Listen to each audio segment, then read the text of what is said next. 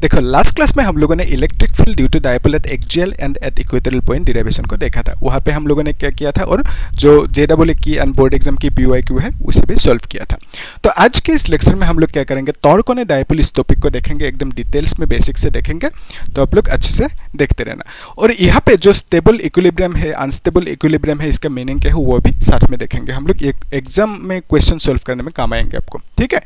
तो पहले थोड़ा सा कॉन्सेप्ट को समझ लेते हैं। एक्चुअली आइडिया ये है कि सपोज एक इलेक्ट्रिक फील्ड है इस तरह से, ओके। तो अगर इलेक्ट्रिक फील्ड में एक पॉजिटिव चार्ज रखोगे तो ये चार्ज मूव करेंगे इस डायरेक्शन में, इलेक्ट्रिक फील्ड के डायरेक्शन में। इसका मतलब इस डायरेक्शन में इस चार्ज के ऊपर कुछ फोर्स लग रहे हैं। उस फोर्स की फॉर्मूला क्या है, F = QE। तो नेगेटिव चार्ज होने से इस डायरेक्शन में फोर्स लगेंगे, उसकी वैल्यू क्या है, F = QE। तो याद रखने की टेक्निक क्या था कि हमें मालूम है इलेक्ट्रिक फील्ड कहाँ से निकलेंगे, always from positive to negative.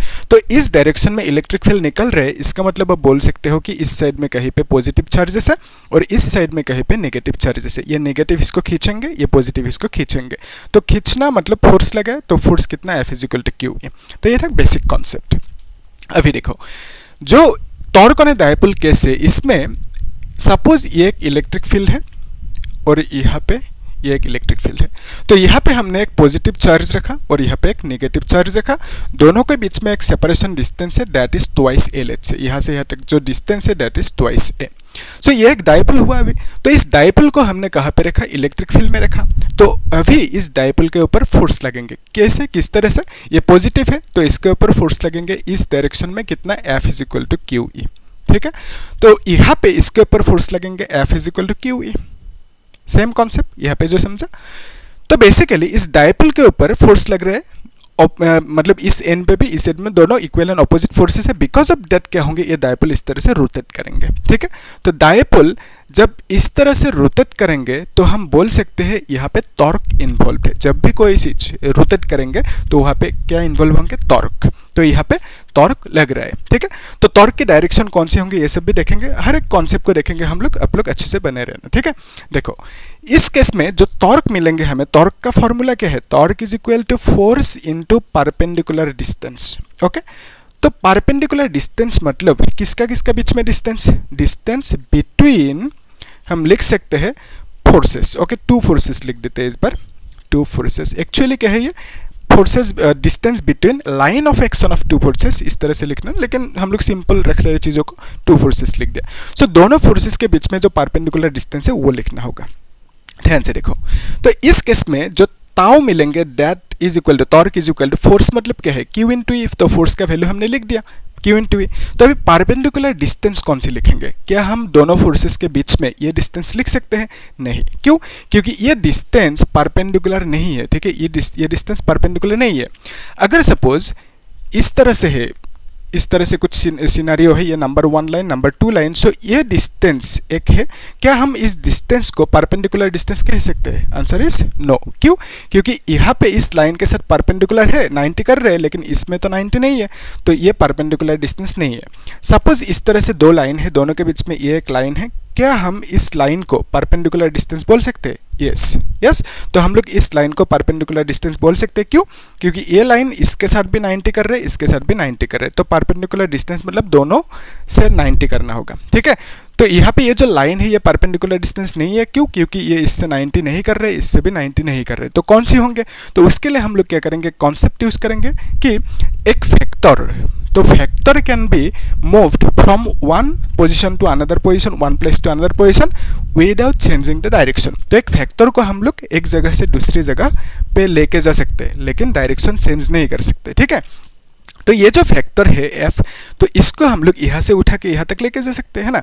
तो इस फैक्टर को हमने यहाँ पे लेके आया, ठीक है, ऐसे मान लो। तो बेसिकली ये जो है ये line of action of force है।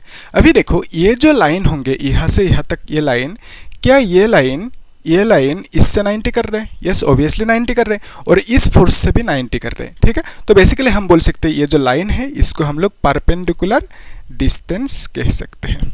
क्लियर है। अभी देखो ये जो परपेंडिकुलर डिस्टेंस है बिटवीन दिस टू फोर्सेस, इसका वैल्यू कितना होंगे उसको भी लिखना होगा, है ना।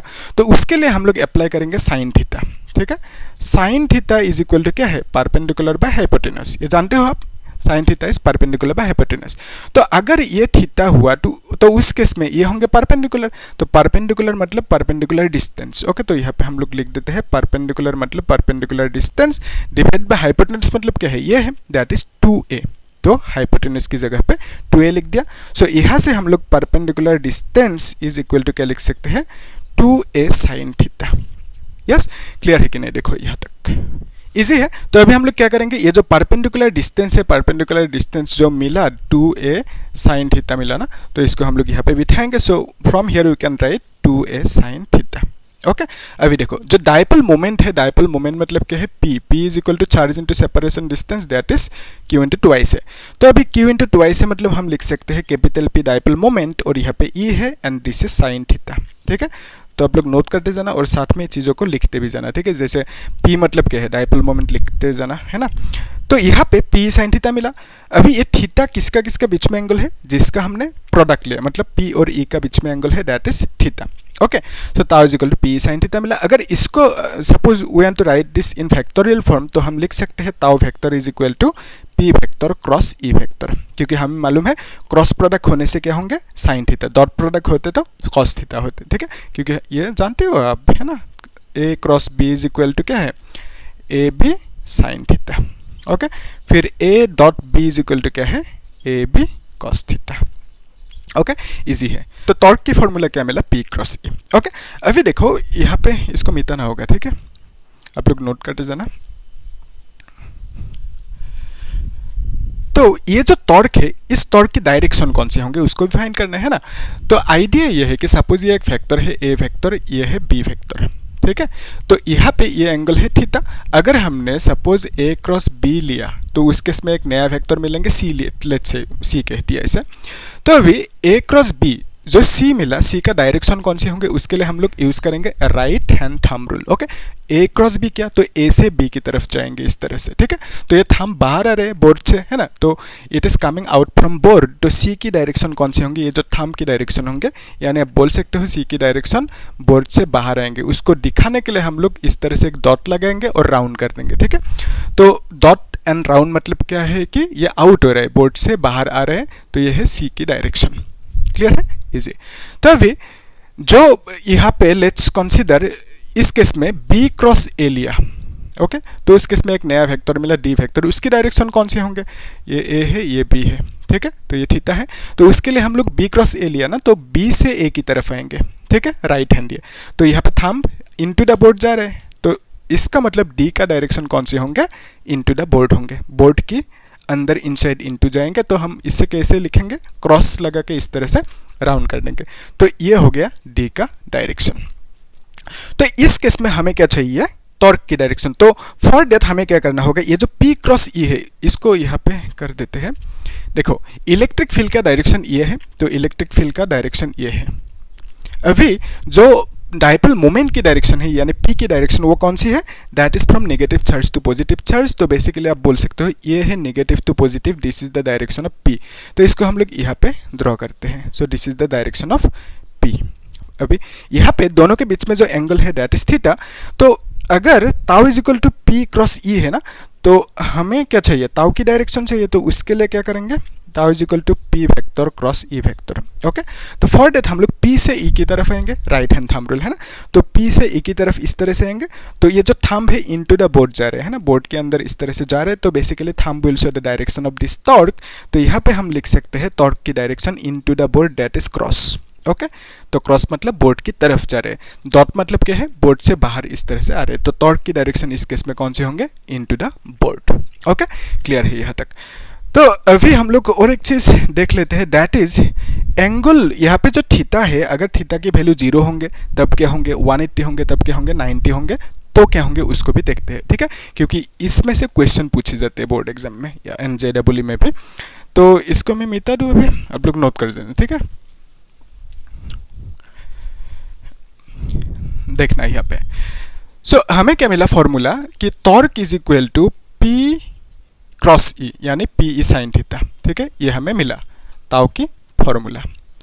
अगर थीटा 0 हुआ तो उस केस में हम लिख सकते हैं tau is equal to p e sine 0। तो साइन 0 मतलब क्या है, p e साइन 0। तो साइन 0 मतलब 0 है। तो टॉर्क की वैल्यू कितना है, t इज इक्वल टू 0। इस केस को हम लोग डायग्रामेटिकली भी देख सकते हैं कि यहाँ पे लेट्स से ये है इलेक्ट्रिक फील्ड, ओके, तो इलेक्ट्रिक फील्ड ये है, फिर जो डायपोल मोमेंट की डायरेक्शन होंगे इसको ये रखना होगा, ठीक है, ये है डायपोल मोमेंट की डायरेक्शन। तो नेगेटिव चार्ज किधर होंगे, नेगेटिव चार्ज इधर होंगे और पॉजिटिव इधर होंगे, क्योंकि डायपोल मोमेंट की direction always from negative to positive, okay. तो इस केस में P और E की डायरेक्शन सेम है और हमें मालूम है जब भी दो फैक्टर्स की डायरेक्शन सेम होंगे, इस तरह से देखो यहाँ पे ये एक फैक्टर है A suppose and this is B, okay. तो इस केस में A और B के बीच में एंगल लेट्स से कुछ है 30 डिग्री, तो A और B के बीच में एंगल है 30 डिग्री। जब हम लोग ऐसे करेंगे इट इज़ 90 नाउ, जब हम लोग ऐसे करेंगे तो इट इज़ 30 से लेस होंगे ना, तो ये 30 से कम हो गया, 20 हो गया, 10 हो गया, फिर ये क्या होंगे, 0 होंगे, ठीक है। जब भी दो फैक्टर्स की डायरेक्शन सेम होंगे तो उस केस में एंगल दोनों के बीच में कितना होंगे, 0। जब भी अभी कितना है 90 है, तो इस बार क्या होंगे, ऐसे बढ़ रहे हैं एंगल, तो अभी इतना सा एंगल कितना हो गया 180 डिग्री। तो जब भी दो फैक्टर्स ऑपोजिट डायरेक्शन में होंगे तो दोनों के बीच में एंगल कितना होंगे 180 डिग्री, ठीक है, याद रहेंगे ये। देखो इस केस में P और E के बीच में एंगल कितना होंगे 0 डिग्री, क्योंकि दोनों का डायरेक्शन सेम है। तो यहाँ पे 0 भी था थीटा की जगह पे, तो हमें टॉर्क 0 मिला, ओके। फिर नेक्स्ट केस में हम लोग देख सकते हैं कि suppose theta is equal to, इस बार हमने 180 लिया, तो उस केस में टॉर्क की वैल्यू कितना होंगे, PE साइन 180 लिखना होगा। अभी साइन 180 का वैल्यू कितना है 0, ओके। तो टॉर्क की वैल्यू कितना है, इस बार भी 0 आया। तो इसको भी हम लोग डायग्राम से देख सकते हैं इस तरह से, ये है इलेक्ट्रिक फील्ड, तो फिर यहाँ पे ये होंगे P का डायरेक्शन, तो इसका मतलब नेगेटिव यहाँ पे, पॉजिटिव यहाँ पे होंगे, ठीक है। So P and E are opposite to each other, because of that हम बोलेंगे कि इस केस में भी टॉर्क 0 है, ठीक है। और ये जो केस है जिसमें थीटा इज इक्वल टू 0 है, इसको बोलेंगे हम लोग स्टेबल इक्विलिब्रियम, और इसको बोलेंगे अनस्टेबल। क्यों बोलेंगे, कैसे, स्टेबल का मीनिंग क्या है, अनस्टेबल क्या है मीनिंग इसका, इसको अभी हम लोग देखेंगे थोड़ी देर बाद, ठीक है। तो लास्ट जो केस है इसमें हम लोग देख सकते हैं कि अगर थीटा की वैल्यू 90 लेंगे तो क्या होंगे, ठीक है। तो यहाँ पे रखते, थीटा की वैल्यू अगर 90 होंगे तो उस केस में ताऊ इज इक्वल टू क्या होंगे, PE साइन 90 लिखना होगा, है ना। तो साइन 90 का वैल्यू कितना है 1 है, तो बेसिकली हम PE लिख सकते हैं ताऊ की वैल्यू, ठीक है। तो ये जो टॉर्क होंगे जब थीटा 90 होंगे तब टॉर्क क्या होंगे, मैक्सिमम होंगे, ठीक है। तो यहाँ पे लिख सकते हैं मैक्सिमम टॉर्क होंगे कब, जब थीटा की वैल्यू 90 होंगे। क्वेश्चन में कभी कभी इस तरह के क्वेश्चन भी सॉल्व करेंगे हम लोग, क्वेश्चन में मेंशन करेंगे कि टॉर्क मैक्सिमम है, तो थीटा की वैल्यू मेंशन नहीं करेंगे, तो वहाँ से हम लोग डायरेक्टली लिख सकते हैं तो थीटा की वैल्यू 90 होंगे, ठीक है। इतना सा है कहानी। तो अभी हम लोग आते हैं स्टेबल एंड अनस्टेबल इक्विलिब्रियम पे, ठीक है, यहाँ तक क्लियर है। तो इसको ठीक है यहाँ पे कर देते हैं, क्या है ये, ओके। तो पहले देख लेते हैं स्टेबल इक्विलिब्रियम फिर अनस्टेबल। तो एक्चुअली एक एग्जांपल से समझ लेते हैं तब क्लियर होंगे। एक लेट्स से इस तरह की एक रिंग है, ठीक है, और यहाँ पे भी एक हमने रिंग रखा। तो इस रिंग के ऊपर हमने एक बॉल रखा छोटा सा, तो यहाँ पे एक बॉल रखा, ठीक है। तो इस केस में ये बॉल आराम से रुका हुआ है, रेस्ट पे है, और इस केस में भी आराम से है, रेस्ट पे है। तो आराम से रुका हुआ है मतलब उसके ऊपर टोटल फोर्स 0 है, तो इसका मतलब ये रेस्ट पे है, यानी इसको बोल सकते हैं ये इक्विलिब्रियम पे है, और ये भी इक्विलिब्रियम पे है, क्योंकि दोनों रेस्ट पे है, दोनों इक्विलिब्रियम पे है। लेकिन कौन सी स्टेबल पे है, कौन सी अनस्टेबल पे है, उसको कैसे चेक करेंगे, देखो उसको चेक करने की टेक्निक क्या है कि इस ये जो बॉल है इसको थोड़ा सा मूव करेंगे, ठीक है, यहाँ तक लेके आया सपोज इस बॉल को, फिर छोड़ देंगे, है ना, यहाँ से यहाँ तक लेके आया, फिर हमने छोड़ दिया। तो क्या ये बॉल यहाँ पे ही रहेंगे, नहीं, ये अपने ओरिजिनल पोजीशन पे वापस जाएंगे, ठीक है। तो इसका मतलब ये ओरिजिनल पोजीशन पे अपनी जगह पे आराम से था, एकदम स्टेबल था। तो इसी केस को हम बोलेंगे स्टेबल इक्विलिब्रियम, ओके। और इस केस में स्टेबल है या अनस्टेबल है चेक करने के लिए क्या करेंगे, उसको थोड़ा सा मूव करेंगे, फिर छोड़ देंगे, है ना। तो यहाँ पे जब मूव करेंगे यहाँ तक है, क्या ये वापस अपनी जगह पे जाएंगे, नहीं जाएंगे, ये इधर आएंगे, है ना। तो बेसिकली यहाँ पे वो ज़बरदस्ती था, स्टेबल नहीं था, ठीक है, आराम से नहीं था, ज़बरदस्ती वहाँ पे था, रेस्ट पे, ठीक है। तो बेसिकली इस केस को हम बोलेंगे अनस्टेबल इक्विलिब्रियम, ओके। यहाँ तक क्लियर है। सिमिलरली जो केस है डायपोल की केस, इसमें देखना यहाँ पे कर लेते हैं एक, ये है इलेक्ट्रिक फील्ड, ठीक है। तो इस इलेक्ट्रिक फील्ड में एक डायपोल है, तो यहाँ पे हमने डायपोल रखा, ये है P की डायरेक्शन, ठीक है। तो यहाँ पे प्लस Q चार्ज है और यहाँ पे माइनस चार्ज है, तो डायपोल मोमेंट की डायरेक्शन ये है। तो इस केस में P की डायरेक्शन और ई की डायरेक्शन सेम है तो थीटा इज इक्वल टू 0 है इस केस में। क्लियर है? अभी देखना हमें क्या करना है, हमें चेक करना है कि स्टेबल इक्विलिब्रियम में है या अनस्टेबल इक्विलिब्रियम में। ठीक है, उसके लिए हम क्या करेंगे, इस डायपोल को थोड़ा सा रोटेट करेंगे। ठीक है, तो इस तरह से हम लोग रोटेट करेंगे थोड़ा सा, तो बेसिकली प्लस क्यू यहाँ तक आ जाएंगे और माइनस क्यू यहाँ तक आ जाएंगे। तो ये डायपोल को रोटेट किया। तो इस केस में ये जो पॉजिटिव है इसके ऊपर इस डायरेक्शन में फोर्स लगेंगे, नेगेटिव के ऊपर इस डायरेक्शन में फोर्स लगेंगे, तो basically it will again rotate to its original position. ठीक है, due to these two forces ये यहाँ पे नहीं रहेंगे, ये अपने ओरिजिनल जगह पे इसे रोटेट करेंगे। तो बेसिकली हमने क्या किया, थोड़ा सा डायपोल को रोटेट किया, फिर छोड़ दिया, तो देखा कि अपने ओरिजिनल पोजीशन पे वो जा रहे हैं वापस। तो इसका मतलब ये पहले ही स्टेबल था। ठीक है, तो पहले ही स्टेबल इक्विलिब्रियम में था, हम लिख सकते हैं। तो बेसिकली ये जो केस होंगे इसको भी हम लोग बोलेंगे स्टेबल इक्विलिब्रियम केस। ठीक है, तो स्टेबल इक्विलिब्रियम केस में थीटा की वैल्यू कितना होंगे, 0 डिग्री होंगे। तो फिर नेक्स्ट जो ये केस है अनस्टेबल के केस, उसमें भी देख लेते हैं। ये है E and this is electric field. पहले इस तरह से सपोज डायपोल मोमेंट की डायरेक्शन है। ठीक है, तो यहाँ पे क्या होंगे, पॉजिटिव चार्ज और यहाँ पे नेगेटिव चार्ज। और एक चीज़ दोनों में यहाँ पे जैसे जिस तरह से पहले दोनों बॉल्स यहाँ पे रेस्ट पे था। ठीक है, यहाँ पे भी ये रेस्ट पे होंगे क्योंकि इसमें एंगल कितना होंगे, इसमें एंगल होंगे theta is equal to 180 degree, इसमें 0। तो टॉर्क यहाँ पे कितना 0 होंगे, यहाँ पे भी टॉर्क कितना 0 है। ठीक है, तो ये हमें मिला। तो टॉर्क 0 मतलब वो घूम नहीं रहे, यानी वो रेस्ट पे था। लेकिन यहाँ पे भी ये रेस्ट पे था, टॉर्क 0 है ना, लेकिन स्टेबल रेस्ट यानी स्टेबल इक्विलिब्रियम या अनस्टेबल इक्विलिब्रियम वही तो चेक करना था, है कि नहीं। तो उसके लिए हमने क्या किया, ये जो डायपोल है जो ऑलरेडी इक्विलिब्रियम पे था तो उसको हमने रोटेट किया थोड़ा सा। ठीक है, यहाँ पे भी ये इक्विलिब्रियम पे था ऑलरेडी, उसको चेक करने के लिए हमने क्या किया, थोड़ा सा मूव किया फिर छोड़ दिया। तो इस केस में भी हम लोग क्या कर सकते हैं, ये जो डायपोल है इसको थोड़ा सा रोटेट करेंगे इस तरह से। ठीक है, तो पॉजिटिव को इधर लेके आया और नेगेटिव को इधर लेके आया। ठीक है, तो ये है डायपोल अभी। तो इस केस में इस पॉजिटिव के ऊपर फोर्स लगेंगे इलेक्ट्रिक फील्ड के डायरेक्शन पे, और नेगेटिव के ऊपर opposite to the direction of electric field force लगेंगे। ठीक है, ये कॉन्सेप्ट है। तो बिकॉज ऑफ दैट ये डायपोल क्या होंगे, ये इधर मूव करेंगे, ये इधर मूव करेंगे। तो बेसिकली डायपोल का न्यू पोजिशन क्या होंगे, ये इलेक्ट्रिक फील्ड है ना, तो न्यू पोजीशन, ये जो पॉजिटिव चार्ज है ये इधर नहीं आएंगे। ठीक है, अपने ओरिजिनल जगह पे नहीं आएंगे, ये यहाँ तक जाएंगे। ठीक है, तो बेसिकली हम बोल सकते हैं पॉजिटिव इधर आएंगे और जो नेगेटिव है घूम के इधर आएंगे। ठीक है, ये है डायपोल। तो अभी डायपोल मोमेंट का डायरेक्शन कौन से होंगे, ये होंगे। पहले क्या था, डायपोल मोमेंट का डायरेक्शन ये था। ठीक है, अभी ये हो गया। तो बेसिकली हम कह सकते हैं कि इस केस में ये ऑल्दो रेस्ट पे था लेकिन स्टेबल रेस्ट यानी स्टेबल इक्विलिब्रियम पे नहीं था। तो यहाँ पे क्या हुआ, जब हमने स्टेबल चेक करने के लिए हमने इसको थोड़ा सा रोटेट किया तो फिर वो दूसरी जगह पे दूसरी पोजीशन पे चला गया। ठीक है, तो बेसिकली पहले जो वो उसकी पोजीशन था पहले वो स्टेबल नहीं था। ठीक है, आराम से वो नहीं था। तो हमने क्या पाया इस केस में कि अपनी ओरिजिनल पोजीशन पे नहीं गया, बिकॉज ऑफ दैट हम इसे बोलेंगे अनस्टेबल इक्विलिब्रियम। ठीक है, तो इसको हम बोलेंगे इस केस को अनस्टेबल इक्विलिब्रियम, यानी इसमें टॉर्क कितना होंगे 0 एंड थीटा की वैल्यू 180 डिग्री होंगे। इजी है, तो यहाँ तक देख लो एक बार, क्लियर है कि नहीं चीज़ें। तो हम लोग एक काम करेंगे, नेक्स्ट क्लास में इसी टॉपिक के ऊपर बेस्ट क्वेश्चन सॉल्व करेंगे, बोर्ड एग्जाम की POIQ एंड JW की POIQ और अदर क्वेश्चंस भी सॉल्व करेंगे। तो आप लोग देखना अच्छे से, प्लेलिस्ट में हर एक वीडियोस को देखना, वहाँ पे मैंने सीरियली टॉपिक वाइज क्वेश्चंस भी सॉल्व किया, तो वो आपके लिए बहुत ज़्यादा काम आएंगे। ठीक है, तो आप लोग देखना और चैनल को सब्सक्राइब करना, लाइक करना, शेयर कर देना। ठीक है, थैंक यू।